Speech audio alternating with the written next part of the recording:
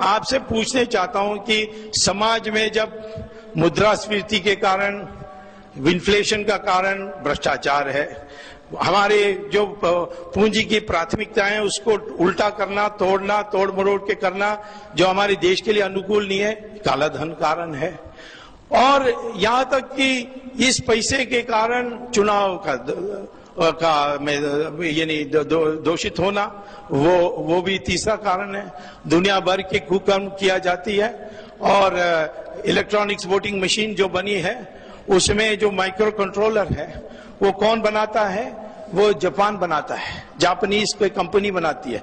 तो मैंने उस जापानीज कंपनी को कांटेक्ट किया कि जो आप माइक्रो कंट्रोलर हमारे ईवीएम में लगाते हैं, क्या आप अपने जापान के कंपनी में भी, जापान के ईवीएम में भी लगाते हैं?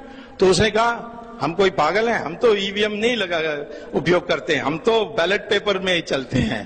आपको आश्चर्य हो, जापान बैलेट पेपर में है, अमेरिका बैलेट पेपर में है, इंग्लैंड बैलेट पेपर में है, अब जर्मनी सुप्रीम कोर्ट के आदेश के बाद वो भी बैलेट पेपर है। सिर्फ हमारे देश में ये इलेक्ट्रॉनिक मशीन की उपयोग की जा रही है।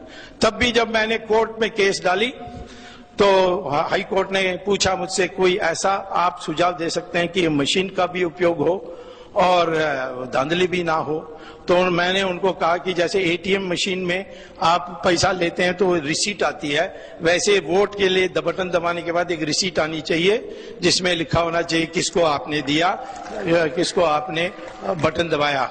और उस चिट को बाहर ले जाना नहीं चाहिए, उसको बगल में एक बॉक्स में ही डाल देना चाहिए। उस बॉक्स में डालने के बाद जब कोई विवाद आती है तो उसी की वो पर्चा की गिनती होगी, मशीन में दोबारा बटन नहीं दबाई जाएगी।